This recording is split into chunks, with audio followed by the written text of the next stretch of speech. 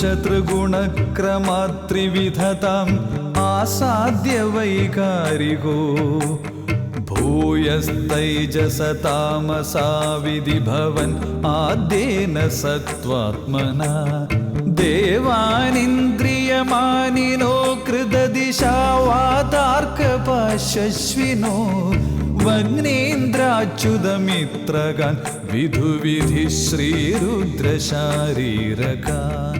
ഒരേ സത്വപ്രധാനനായ ഭഗവാൻ വിഷ്ണു, മഹാവിഷ്ണുവായ ഭഗവാനെ അവിടുന്ന് തന്നെ സാത്വികാഹങ്കാരം, രാജസാഹങ്കാരം, താമസാഹങ്കാരം എന്നിങ്ങനെ മൂന്നായി മാറിയതുപോലെ നിന്നു.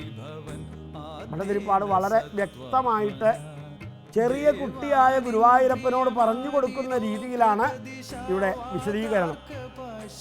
അതുകൊണ്ട് നമ്മുടെയൊക്കെ ബാലഭാവങ്ങളിലേക്ക് പോലും ആ സൃഷ്ടിയുടെ വൈപുല്യം ക്രമേണ ക്രമേണ ക്രമേണ വളർന്നു വലുതായി അവബോധമായി അറിവായിട്ട് മാറി വരും.